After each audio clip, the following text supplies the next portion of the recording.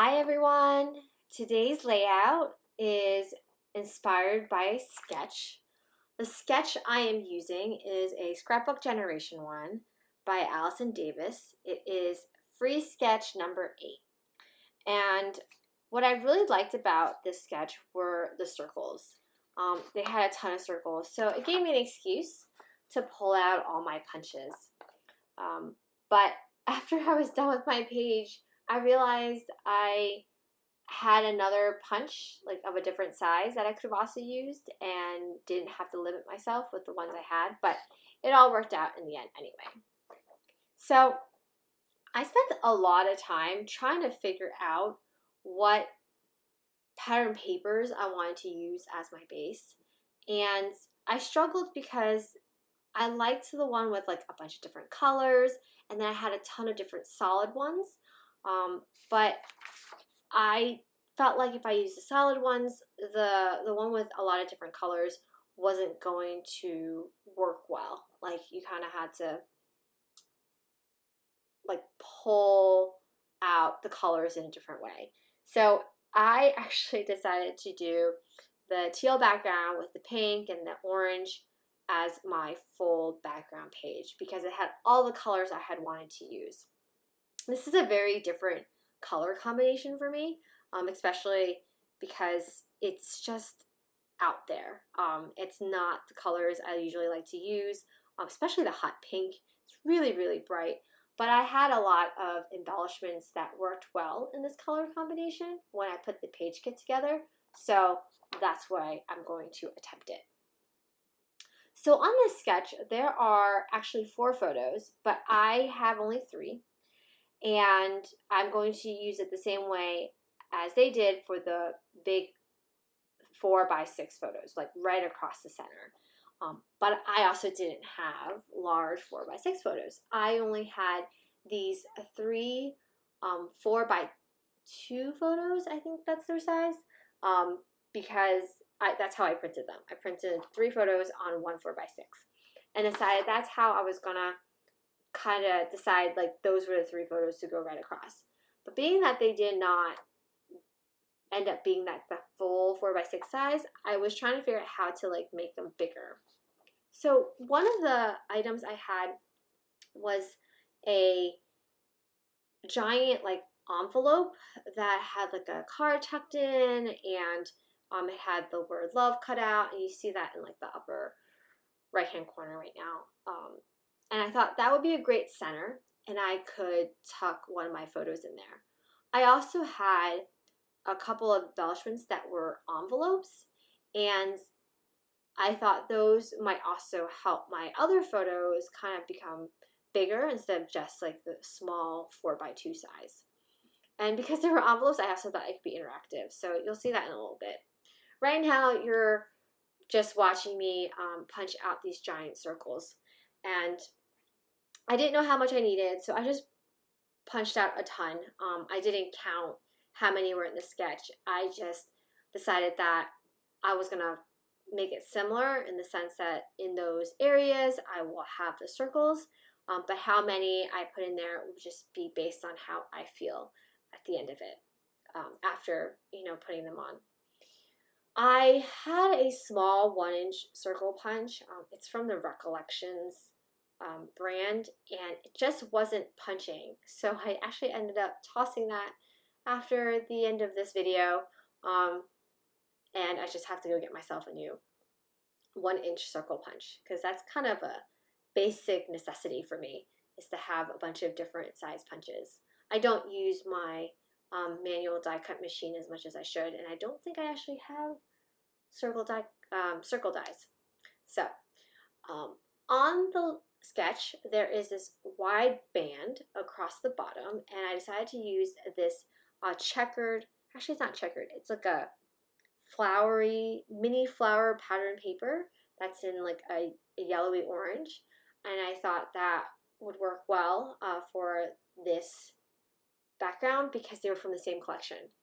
Kind of simple as that. If they're from the same collection, I always think like there's already been some kind of analysis done in terms of like, will this go together? and if they're from the same collection, I usually believe they do. So you see my 3 photos.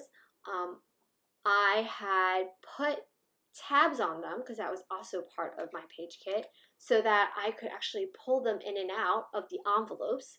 That was also an embellishment in my kit, and I would kind of make them interactive. I'll tuck the photo inside the envelope, and then I'll decorate the envelope on the outside.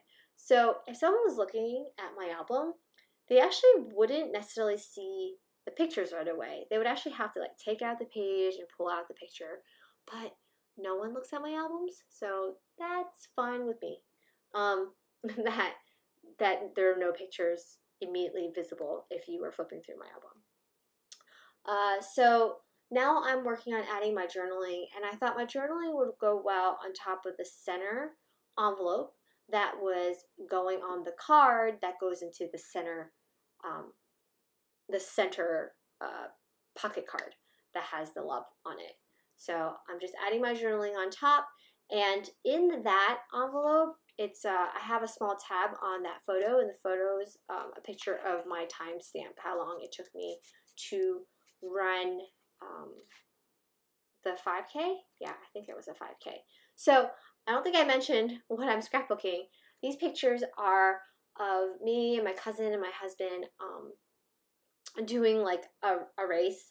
My husband was doing a half marathon, and I, of course, don't have the stamina to do that, so I just signed up for the 5K. Then I also asked my cousin to do the 5K with me so that I had some company, and she agreed, so that's what the pictures are of. For the circles that I'm using in those 2 big clusters on the sketch, I feel like when there's a lot of multiple shapes or of similar shapes, they kind of blend into one another.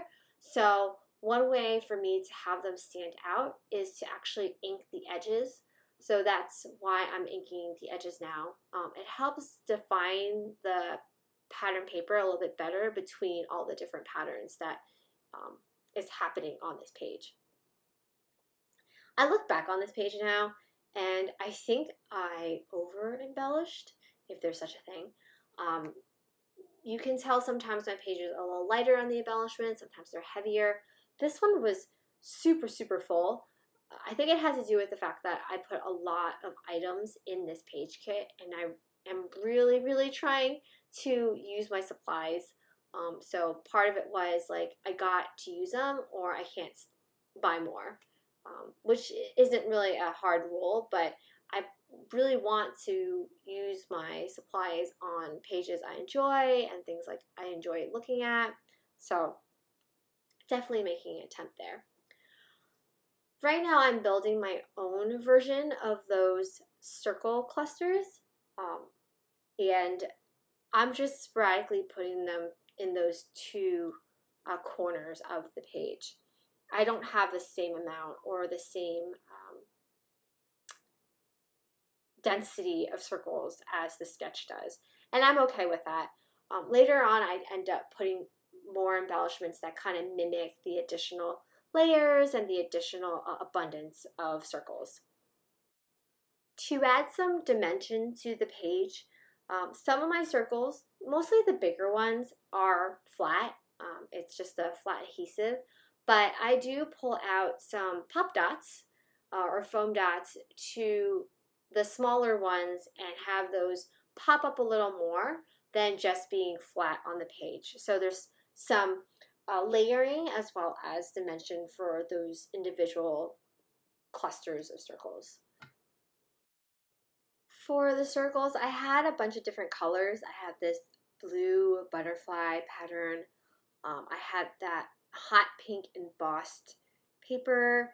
I also had the back of the blue butterfly was a striped orange, and then I had another orange tan pattern paper in my paper kit that was like diagonals or diamonds actually on them. So those are my various types of patterns for the circles, and I was trying to spread out the colors a little more so that they weren't next to each other, kind of make sure that they were spread apart so that it took up more of space to kind of encompass like the whole clusters of circles.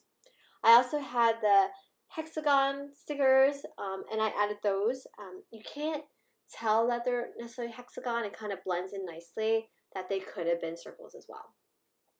I did end up using some these hot pink gold foiled phrase stickers. I picked the ones that I felt were applicable.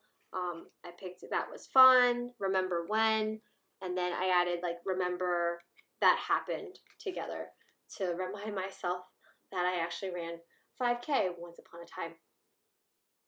I have been adding a lot of labels to my page kits as well because I bought a ton, and I had these set that's been around for a while, and the color combination worked decently, so I'm just putting those 3 labels in different parts of the page to also spread them out. In my kit, I had additional cards, die cuts, and some made the cut, some did not. So I saw this not a morning person, because I do remember how early we had to wake up that day, as a great sentiment for the page. And in the sketch, that big circle on the bottom left is technically a photo. So instead of having a photo, I decided that I would cut out the not a morning person die cut and then just put that as the photo down there. I also liked another one of those 4x4 cards, and it says Carpe Diem, but I didn't need a whole 4x4 card, so I cut just the banner that said Carpe Diem, and I had leftover pieces from that cut apart card, so I punched out these tiny circles to kind of add more colors to the circle clusters. It was an orangey red, so it worked out really well because I also have like an orangey red on that back teal pattern paper with all the sprayed dots. So it was just great to have like an additional color in that mix of circles. I'm adding on the date to one of my labels, and now I am working on the title. So I had 2 packs of thickers, and the dark blue one just didn't work out because it didn't have enough letters for me to spell out any of the words I needed. I called this page the race that it was, so it was the Trenton Half Marathon. And I also had an @ symbol in my set of alpha stickers. So I decided to also make use of that because I don't have any other use for it other than in these instances where I'm talking about like a location or an event. So I added the @ sign, and then at the end of putting the marathon in my title, I had that extra space for a label, and because I already put the date up top on another label, I decided to just put the year that this run was, and that would be like a nice place for the year because of that label. This is probably the point where I probably should have stopped, but I didn't, and I just kept going, and I kept adding. I added some foam star stickers from the alpha set. I had enamel dots that I already pulled out previously to match the colors, and because I wanted to just keep adding layers for the circles, I was going to put those on regardless of how I felt about how much was already on the page. And I think I also had some wooden stars, and those stars kind of matched the foam stars that I put on, so I just kept adding. And that's pretty much my page. If you guys liked the video, please give me a thumbs up. If you have any comments or questions, please leave them down below. I have one more for the month of July process video for you. So if you guys want to catch that, subscribe and you'll get notified. Have a great day. Bye.